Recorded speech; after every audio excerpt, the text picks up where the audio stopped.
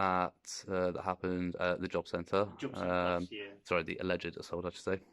And I'm being told that it's being taken as a no further action due to, after being interviewed, the facility manager saying that it was self-defence. Yeah, so that was his defence in interview. Evidential difficulties is our problem with it. Right. So we saw the video, and you guys as well have seen it. We have to physically see it. I know we hear like the audio. I've dealt with many investigations where it's been sort of like the footage you saw where it's pointed at the ground, shuffling around, and you can hear it. And I agree the language was vulgar, as I've discussed with you. But we have to actually physically see the assault. But you know, in a common assault case, physical contact is not needed for grounds of common assault.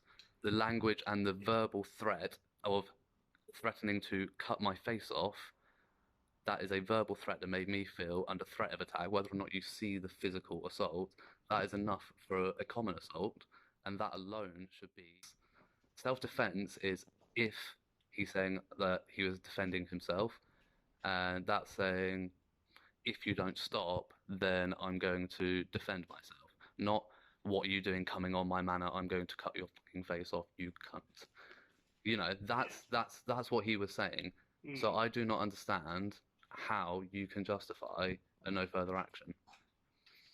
So, is DS Ryan on duty at the moment? She is, yes. I would like to speak to DS Ryan, to Detective Ryan. She's at Huntingdon Police Station. She's at Huntingdon Police Station. At the headquarters or at the station? At the station, she's at. At the station. I'm sure she can run through it with you the same as I'm doing. Yep. But just to reassure you as well, so the job centre, they've done intervention with him and all of the staff there. So he was investigated internally there. I'm not sure what that investigation is, but what I've been told is that he's been given educational courses. He's generally sitting in the back row now. He doesn't really engage in the main office. But it's not been left with nothing happening at all.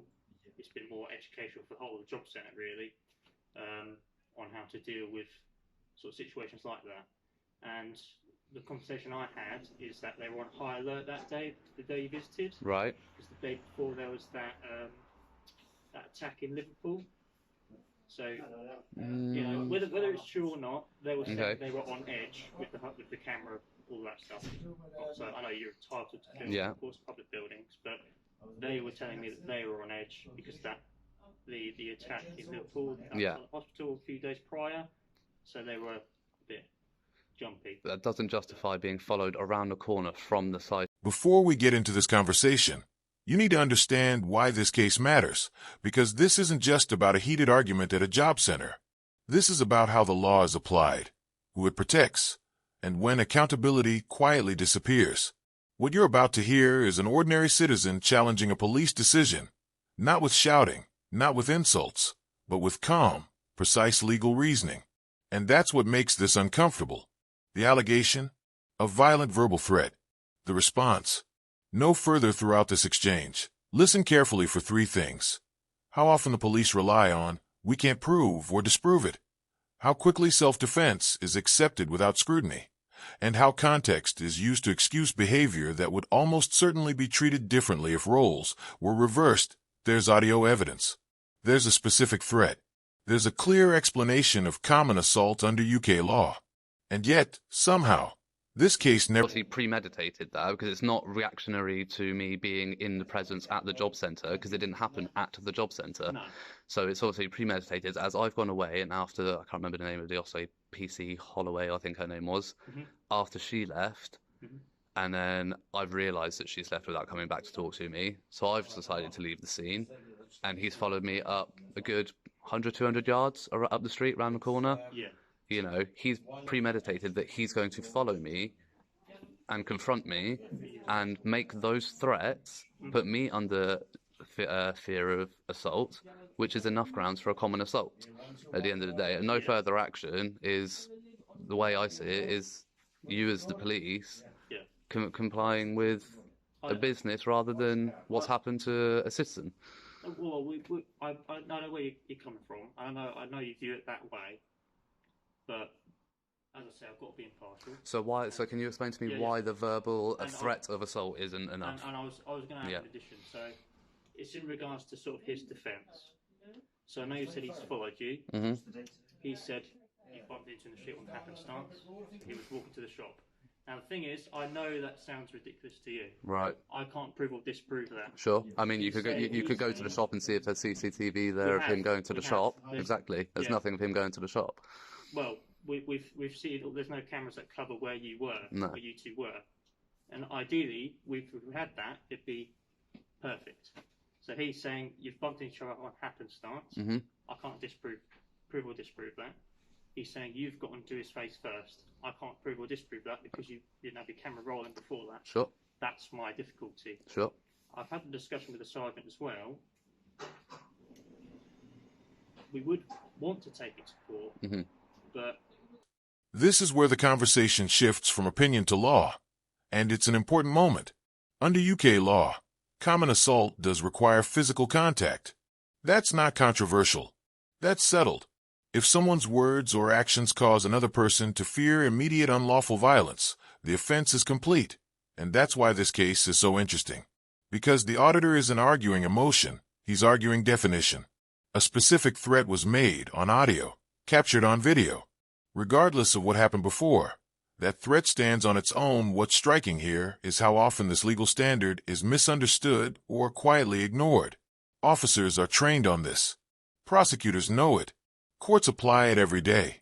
Yet here, we immediately see hesitation, not because the law is unclear, but because applying... So, okay, with self-defense, you're allowed to defend yourself within reasonable force, correct? Yeah. So if he's saying that I've got on his face and that I've pushed him first and that he's pushed me back, and then he's continued to say that he's going to cut my face off, would not be justifiable as self-defense. That is clearly a common assault. Whether or not he's initially used self-defense, which I will say isn't true, but again, you can't prove or disprove that. Fine, I understand that. Whether or not that's true or not, what happened consequently that you can see on video of him threatening to cut my face off, right? That's where it becomes a common assault, regardless of whether he defended himself first by pushing me back. Irrelevant. The point is that he threatened to cut my face off. That's not within reasonable force under self-defense, and it's not. You know that as well as I do.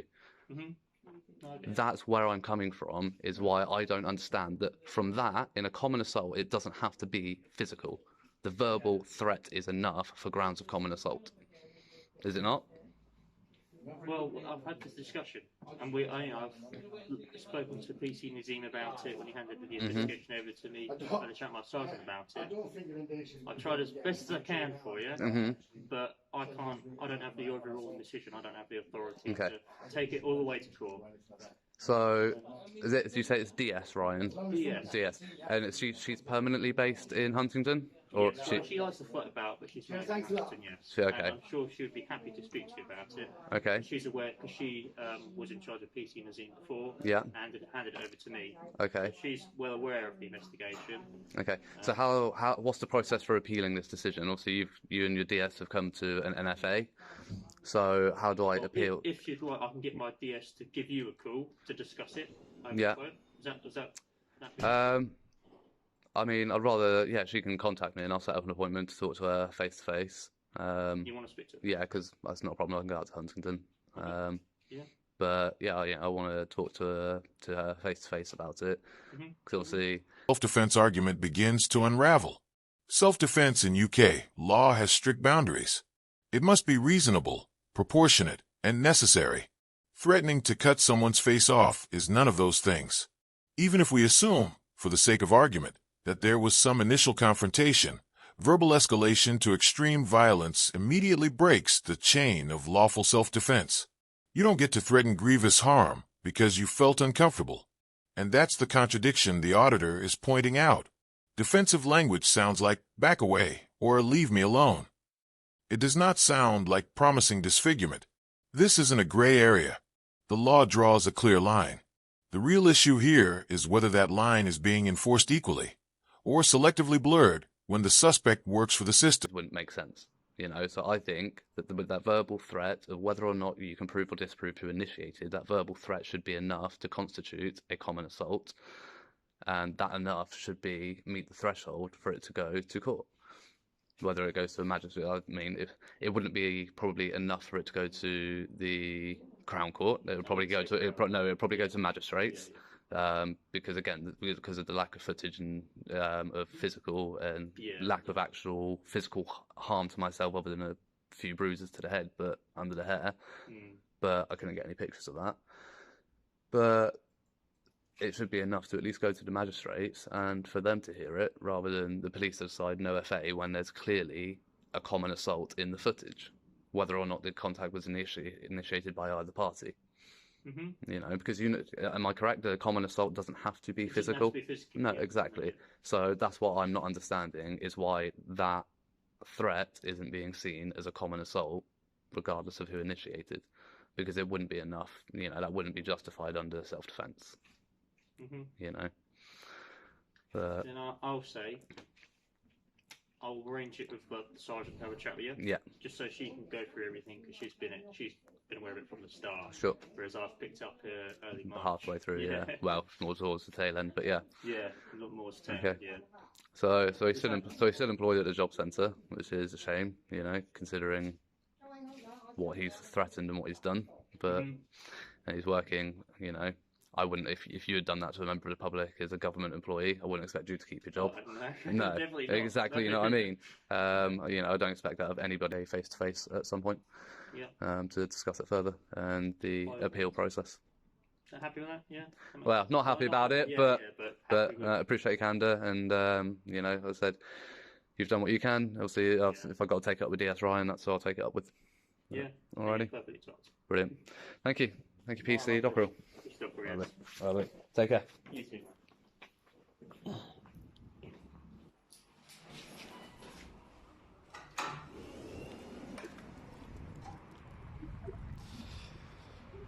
So guys, there we have it. It's,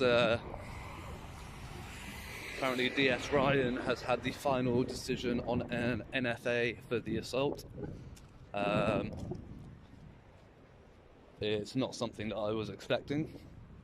I understand where PC Dockerell was coming from, saying that, you know, if he's claiming self-defense in interview, they can't prove nor disprove that from the footage that I have available. However, notice how quickly the focus changes here. Once the legal argument gets uncomfortable, the conversation pivots to internal processes, education, and staff welfare. That might sound reassuring, but it's also deflection. Internal training is not accountability. Educational courses are not justice, and none of that addresses the alleged offense itself. This is a classic institutional move, reframing a potential crime as a workplace learning moment. The problem: criminal law doesn't disappear because someone received training afterward.